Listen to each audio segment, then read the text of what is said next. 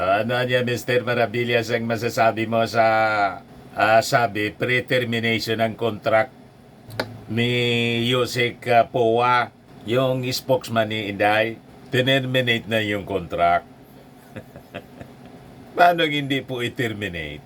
Nilaglag ni Powa. Nilaglag si Inday during the previous hearing. Tinuro ni Powa si Inday saka yung disbursing officer ni Inday, sila niya ang may direct knowledge niya, ang pwede niyang sumagot. Nagugas kamay si attorney Michael Powa. O ngayon, sabi kanina doon sa hearing, hindi na niya ako connected. Mutual niya yung decision. Sabi ni Powa, yan po, pre-termination of contract as OBP spokes.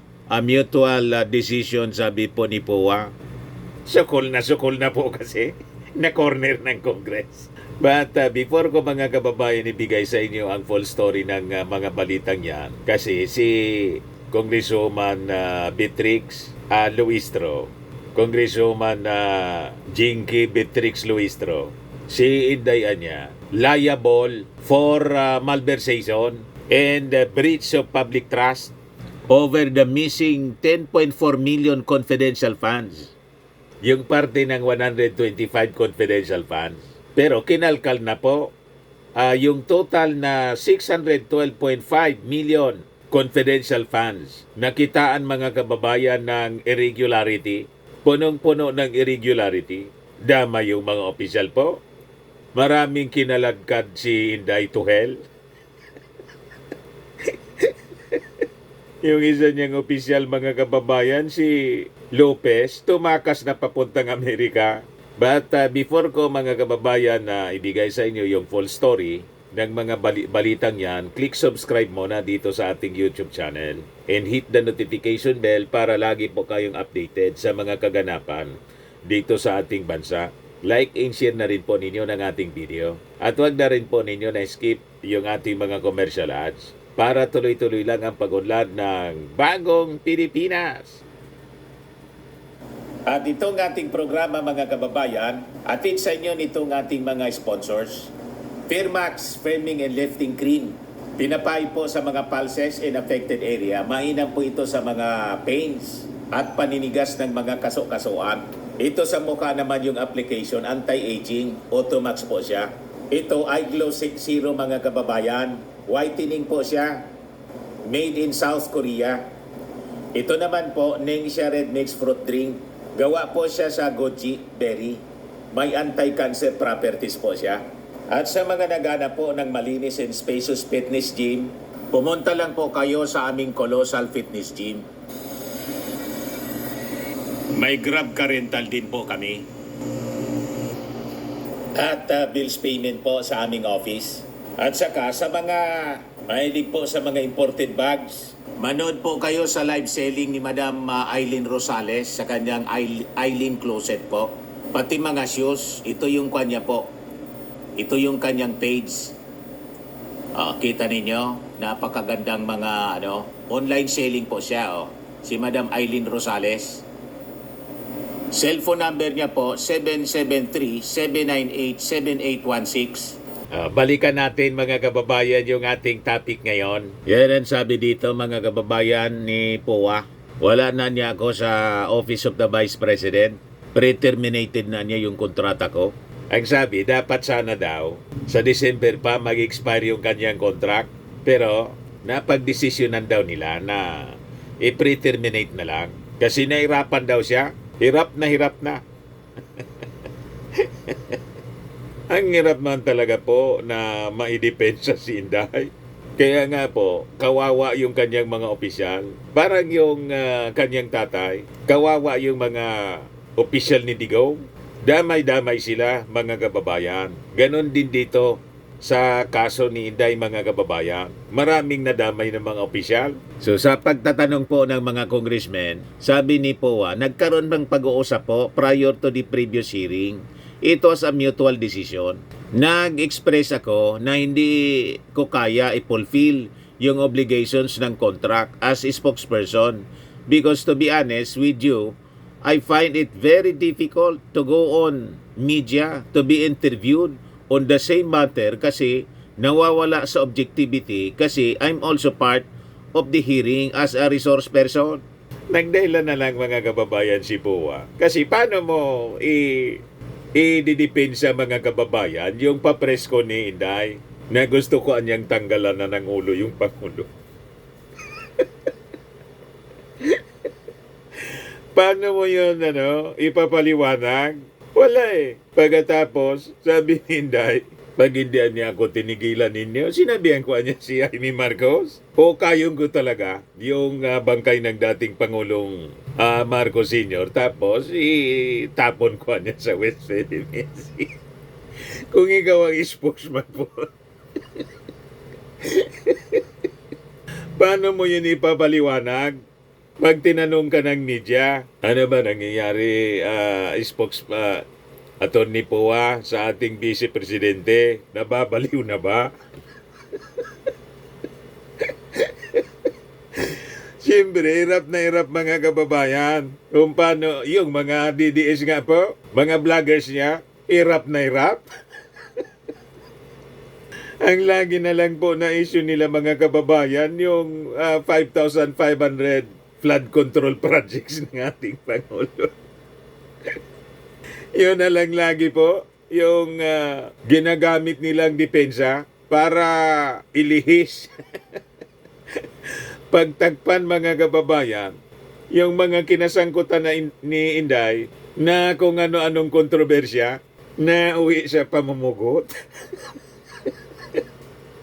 Diba? Naging pugotera si Paul Torreira mga kababayan si Inday. Dahil dito po sa hearing ng Congress.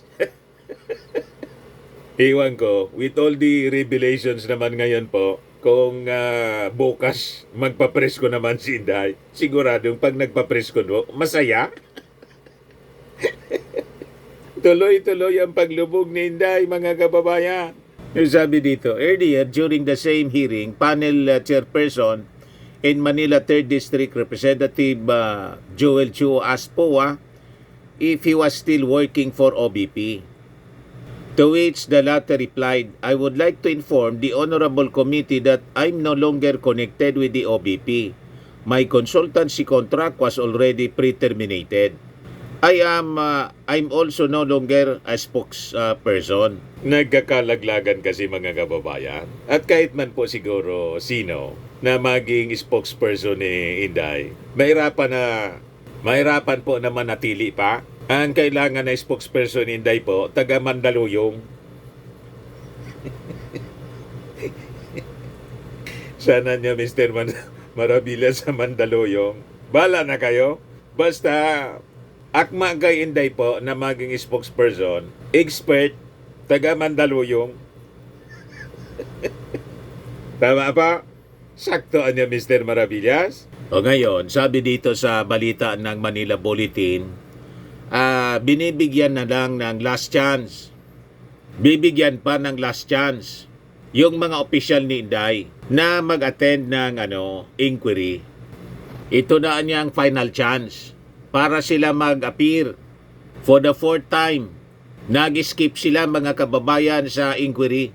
Gagamitan na ngayon sila ng kamay na bakal. Iko-contempt na sila. Ito po yung mga matitigas ang ulo. The officials are as follows. Si OBP Chief of Staff, Zulaika Lopez, na ang sabi, tumakas na. Lumarga na mga kababayan pa Amerika. Yan po. Si Zulaika Lopez. Kahapon daw mga kababayan lumipad papuntang Los Angeles. Pag na-contempt, ipapahunting siya mga kababayan sa Interpol. You see? Matutulad siya kay dating Mayor Alice Goo. Tinugis po. Nahuli pa rin kahit tumakas mga kababayan papuntang Indonesia. Yan ang mangyayari niyan sa mga opisyal ni Inday. Magiging silang mga pugante. Assistant Chief of Staff and Bids and Awards Committee Chair Limuel Ortonio, Administrative and Financial Services Director Rosalyn Sanchez, Special Disbursing Officer Gina Acosta, Chief Accountant Julieta Villa Del Rey, former DepEd Assistant Secretary Sunshine Chari Fajarda, at saka si SDO Edward Fajarda. Itong si Sunshine Fajarda, ito yung binanggit kanina sa hearing na namimigay ng allowance. Ito yung umamin kanina. Tumanggap daw siya ng 25,000 monthly allowance for 9 months. So sabi po ni Congressman Chua, we will just issue reissue another subpoena with a stern warning that the next time that they fail to attend, we will be constrained to issue a much severe penalty. Sabi naman po ni Congressman Benny Abante, pag hindi pa niya sila mag-attend, hindi na siya mag-hesitate to cite them in contempt. This is the fourth time they skip the hearing. This is unfair to these people here who have attended every time that they are called upon, sabi po ni Abante. It's unfair for us, too, that we are here in this hearing and these people are kept on insulting us. Sigurado ang order, mga kababayan, ganun din yun is speculation ng ating mga congressmen. Ang dahilan kung bakit hindi nag-attend itong mga officials na to, kasi siyempre pinagsabihan sila ni Inday, because that's the official stand ni Inday. Invalid niya itong investigation. Hindi man niya ito in aid of legislation, kundi politika niya para ipin down siya. Yan ang sinasabi ni Inday. Kaya ang dahilan kung bakit hindi sila nag-attend, itong mga officials niya na malapit ng maging pugante, matulad kay Atty. Harry Roque, siguradong ang otos galing kay Inday. Kasi talaga pong mako-corner si Inday dito. Mag-attend, hindi mag-attend itong mga officials, mga kababayan. Yun na ang lumalabas sa investigasyon. Ito nga, sabi dito ni Congresswoman Jinky Luistro, the confidential fund of the Department of Education was not properly recorded as at its best or misspent or misappropriated at its worst. There remains also an unexplained amount of 10.4 million pesos. It is the humble submission of this representation that there is a prima facie case of malversation and in addition, an apparent case of breach of public trust. Tapos, mga kababayan, malversation at saka breach of public trust. Pakinggan natin, mga kababayan, yung porsyon ng interpellation, pagtatanong ni Congresswoman Luistro. An avenue for them to be able to refute, to belie the findings that we have established already. But they prefer not attending the hearing rather than giving their due explanation to all the issues which have been raised already. Mr. Chair, after the last hearing of the Committee on Blue Ribbon, the Vice President held a press conference. Although apparently she did not address squarely the findings that we have established already. Among others is the huge cost of rentals for the safe houses, most especially the 16 million confidential fund that was used in 11 days for the safe houses. Second, the confirmation of Attorney Osayas with regards to the receipt of DepEd envelope payola, which has been testified to already in the previous hearings by Yusek Mercado. And third is the denial of the AFP of having received any fund from the DepEd with respect to the Youth Leadership Summits and the information and education campaign which were conducted. Nonetheless, Mr. Chair, there's one remark of the Vice President which indeed captured the attention of this representation. And if I can ask the Secretariat to please play this video clip of the press con.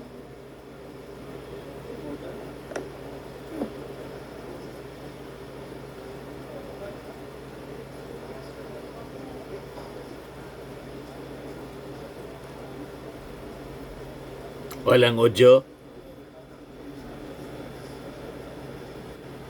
Walang audio? Hindi umandar?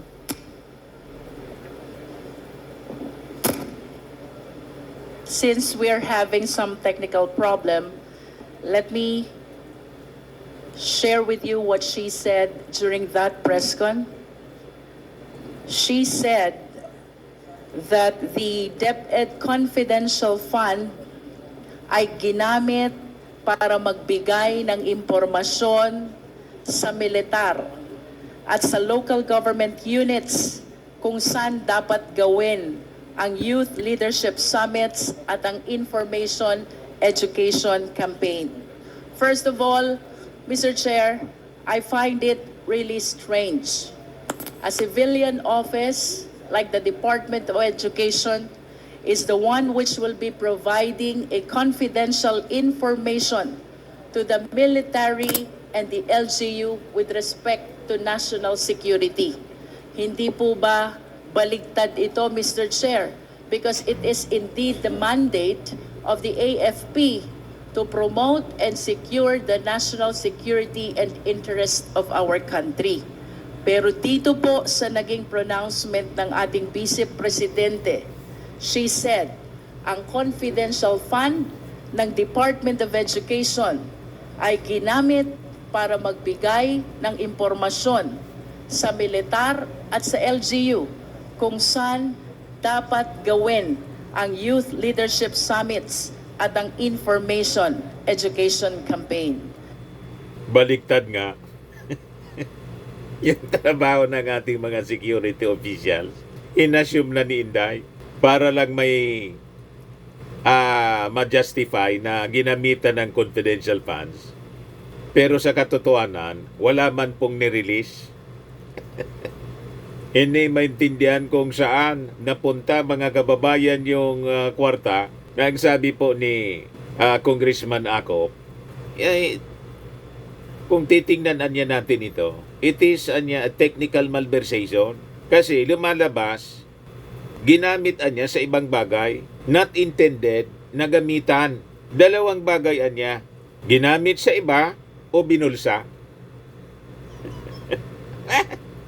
Sabi mo ni Acop, tingin ninyo mga kababayan, saan napunta? Tinatanong pa ba niya yan, Mr. Maravillas? Alam na kung saan napunta? Balikan natin si Congresswoman Luistro. Mr. Chair, I wish to invite the attention of the committee to the certifications that were issued by the AFP and were submitted by the DepEd to COA in support of the utilization of the DepEd Confidential Fund, and the same provides YLS and IECs are conducted to prevent recruitment of teachers and students. Yung YLS, yung Youth Leadership Summit, na ang sabi, gumastos ng 15 million. Pero yung 15 million, nakacharge sa confidential funds, sa report ng COA, sa report ng OBP, sa COA. Pero, dininay po ng armed forces, wala man na niyang binigay sa amin, kami anyang gumastos. Ito yung sinasabi mga kababayan ni Congresswoman Luistro. By terrorists and insurgents, may we request Attorney Camora to please confirm kung ito nga po ba ay nakasaad sa certifications ng AFP. Attorney Camora. Mr. Chair. The certification submitted by AFP to DepEd and which were subsequently submitted by DepEd to COA in support of the utilization of the DepEd Confidential Fund provides, among others, that YLS and IECs are intended to prevent recruitment of teachers and students by insurgents and rebels. That is what is contained in the certification, So Mr. you Chair. confirm. Yes, Mr. Chair. And having said so, Mr. Chair, we must understand that there are 4 existing programs of DepEd. And I wish to know also from COA, sang program po ba pumasok ito? Because we have to understand that each program has their corresponding expenditure of the confidential fund. Can we please flash each program along with the corresponding expenditures? The program includes counterinsurgency, abuse prevention and control, anti-illegal activities, and anti-extremist or terrorism activities. Ang bawat programa pong ito ay may kanya-kanyang expenditures ng confidential fund. And if we can show this table, Secretariat, please. The table shows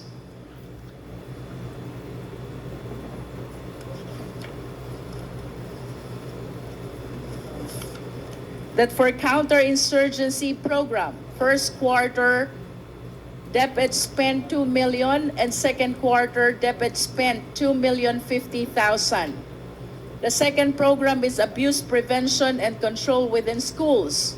And expenditures for first quarter, 2.130 million. Second quarter is 2.370 million. Anti-illegal activities, first quarter, 1.5 million. And second quarter, 1.7 million.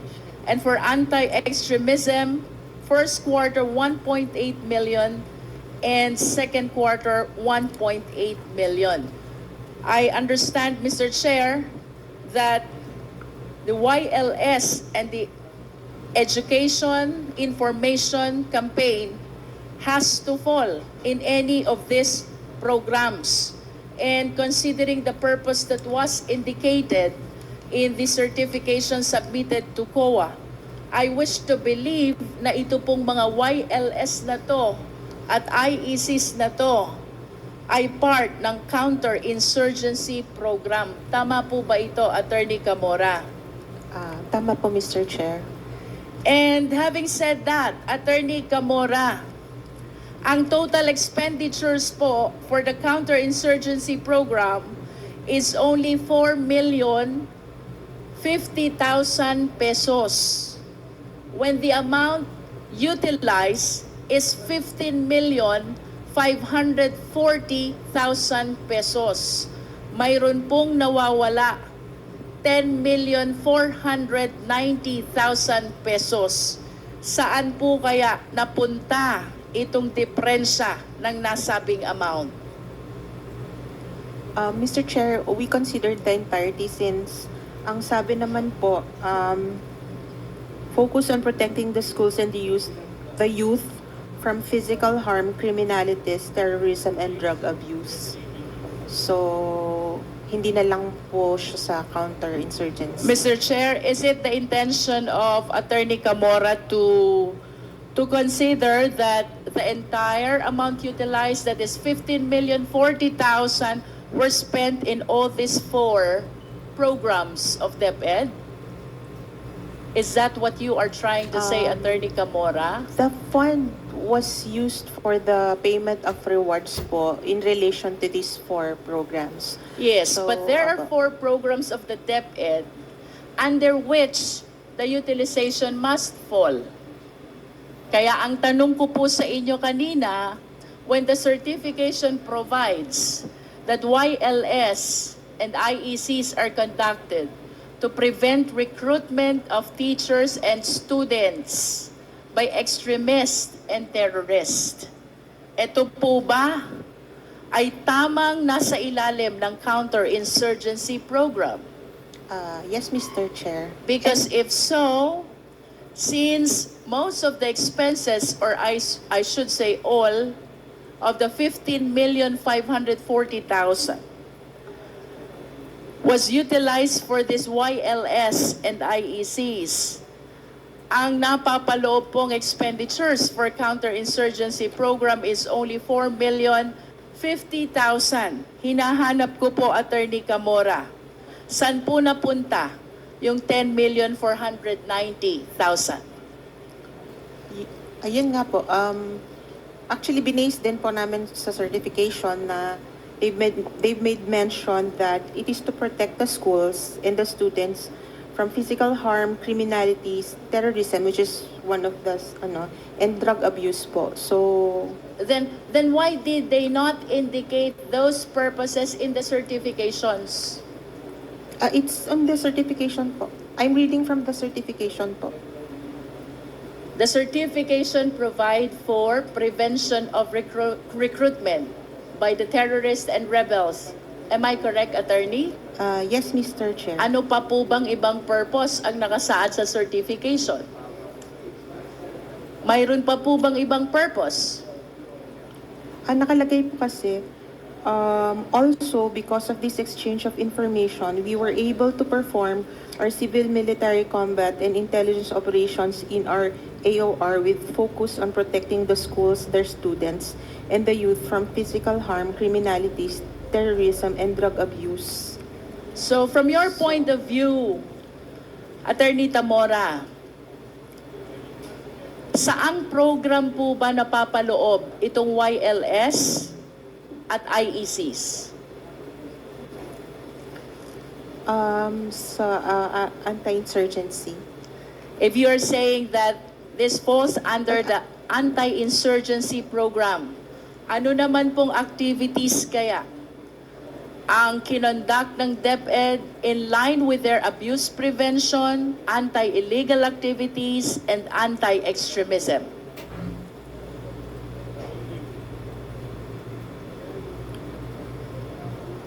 Based din po dito sa YLS, yun pong other purposes nung YLS. In other words, Attorney Tamora, you will agree with me that all the certifications pertain to YLS and IECs only. Pero meron pong other purpose po kasi silang nilagay sa certification. Then please enlighten us what activity falls under abuse prevention. What activity falls under anti-illegal activities? I think the YLS activities also included, yun nga po, lectures on drug abuse, criminalities. Are you not particular about defining, identifying sang programa po ba ito na papaloob? How are you able to account the expenditures if you are not even aware kung saan programa kasama yung mga activities ng DepEd? I think that was not part of the yung naging part nung review nito. Dahil nung nagpasubmit po kami ng etong sa rewards. I will raise the same question for the last time, Attorney. You were saying that the YLS and the IEC fall under counterinsurgency program. Yes. And that is only 4,050,000. Yes, Mr. Way below the 15,040,000 confidential fund that was utilized by DepEd. What therefore are the activities that fall under abuse prevention first? Mr. Chair. Ito lang po yung naging basis namin, Mr. Chair. I understand that this 15 million is not even a subject matter of an AOM or an ND. Tama po ba ako? It was a subject matter of AOM po. And then what happened with the AOM? And then this is their answer, yung certification po. And you simply adopted this. Yes po. And you agree with me that it is not clear with COA kung anong activity ang pumasok in every or each of the 4 programs? Hindi na po namin kinategorize, Mr. Chair. I wish to invite the attention of the committee to the total amount spent for all these programs. Nasa ilalim po, first quarter is 7.5, and then second quarter is 8.31. How can you give us a clear presentation on how this 15 million was utilized if you could not identify under which program every activity falls?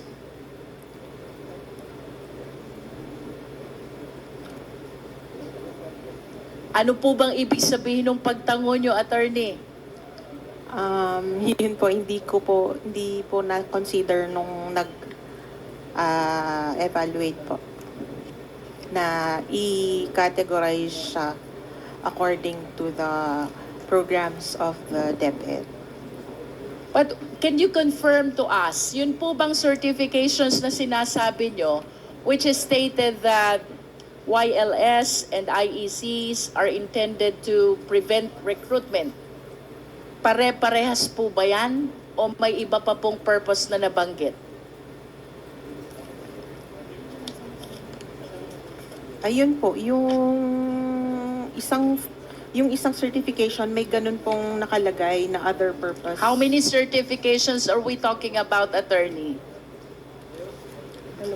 For the entire 15 million, 40,000 pesos confidential fund of DepEd.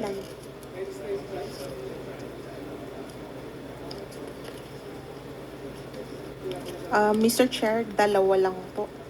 Dalawang certification lang po. And I think it will be very easy with you at least to categorize, Attorney Camora. San po bang program na pasama yan? Dadalawa naman pala. Can you please read the purpose of the first certification?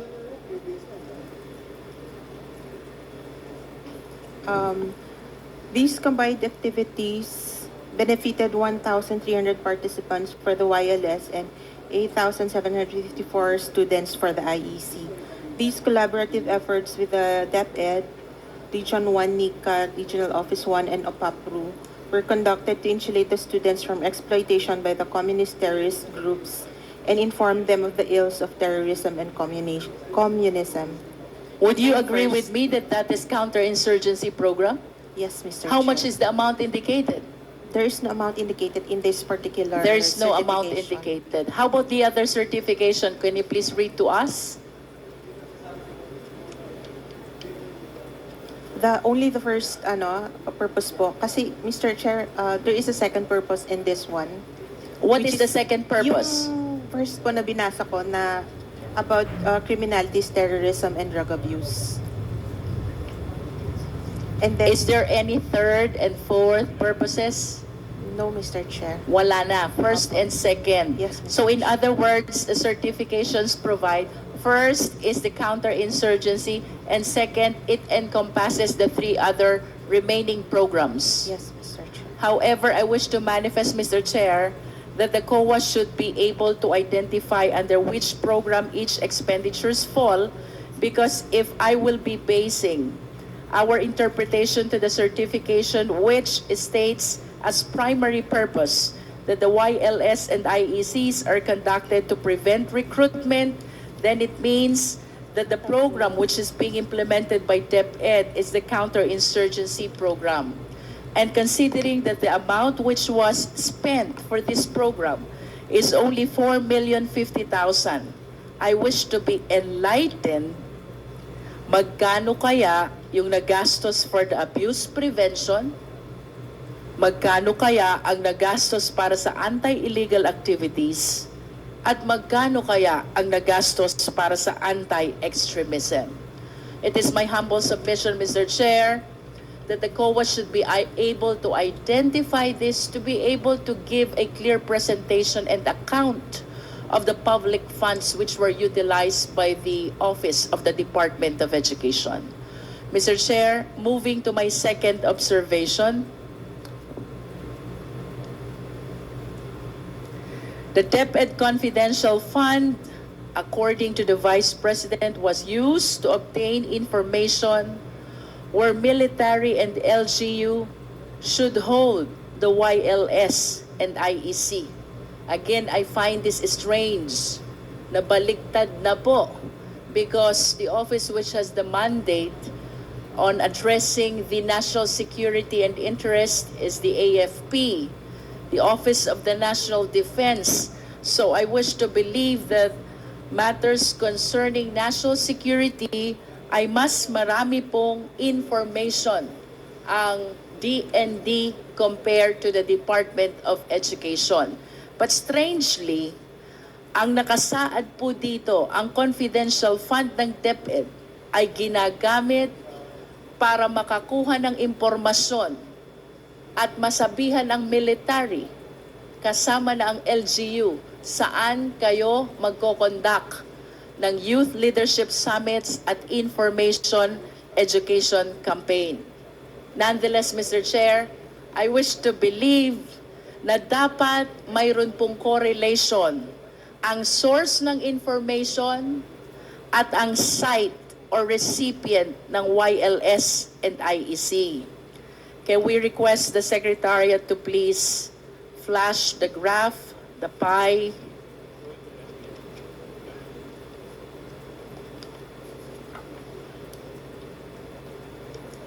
Mr. Chair, the payment of rewards indicated in our graph shows, or should I say, is not consistent with the location of the recipient where the YLS and the IEC were conducted. Ang sabi po dito sa ating graph, nagkaroon ng payment of rewards Pati pala sa Albayo. sa Zamboanga del Norte, sa Zamboanga del Sur, Kamsur, sa Zamboanga Sibugay, Sorsogon, Masbate, sa Camnorte. Basilan, even in Sulu, Ilocos Norte, Ilocos Sur, La Union, Bulacan, Nueva Ecija, Zambales, Camarines Norte, Camarines Sur, Albay, Sorsogon, Masbate. However, Mr. Chair, the total payment of rewards Pati pala dito sa amin. is only 4,182,000. Again, if we compare this to the total amount of confidential fund, which is 15,540,000 pesos, ang question, saan naman po kaya nadala itong nawawalang 11,258,000 pesos? Tindi. Can we ask Attorney Camora, mayroon po ba kayong nakita sa inyong pag-audit? Saan ho ba nagkaroon ng YLS and IEC na hindi consistent sa location ng payment of reward? Mr. Chair, yung location ng YLS and IEC is based on the certification po. These are the areas covered po nung activities. On the other hand, sa DEP po, yung payment of rewards, pwede po kasi yung informant is nasa ibang lugar or address po kasi niya yon or address niya kung saan man siya. That kung is saan a man din- possibility, but I am certain that you were not able to inquire about that information anymore. We don't inquire po beyond the I understand, but are you really allowed to assume? Kasi what you are telling us is just an assumption. Pwede po na ang source of information ay nakatira sa Batangas. At magbibigay po siya ng impormasyon tungkol po sa Zamboanga del Norte. How do you think a person residing in Batangas will be familiar on what is going on in Zamboanga del Norte? That is a personal ano lang po. But actually po, table audit lang po talaga ang audit ng confidential funds. So, it's talaga po kung ano yung sinubmit na documents. In other words, Attorney Camora, you do not pay attention anymore even when the source of information are residing in places far from the site of the Youth Leadership Summits and the Information and Education Campaign. Hindi na po namin pinagtugma your... But were you able to see and observe these inconsistencies during your auditing? Nakita niyo po ba yon? I believe so. That is why you stated earlier na pwede naman pong nakatira sa ibang lugar and he will be giving information about another place. Yes, Mr. Chair. But You observe it during the auditing, but you did not conduct any further inquiry as to the correlation between the source of the information and the recipient or the location of the recipient of the YLS and the IECs. Do you agree? yes, Mr. Chair. Hindi nyo na po pinansin. Mr. Chair, to conclude, dito po sa dalawang slides na ating ipinakita, if we will be anchoring our analysis on the programs of DepEd, it will appear that only 4,250,000 was spent for the counterinsurgency program, Mr. Chair. And therefore, there remains an unaccounted amount equivalent to 10,490,000 out of the total confidential fund, which is 15,540,000.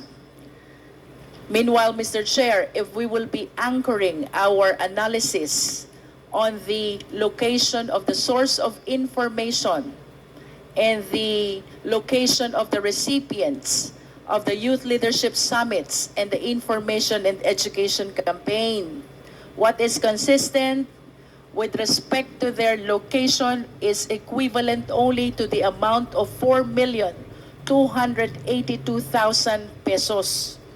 So, there remains also an unexplained amount of 10,490,000 pesos. Nasaan naman po kaya itong amount na ito? Mr. Chair, in conclusion, I wish to believe that the confidential fund of the Department of Education was not properly recorded at its best,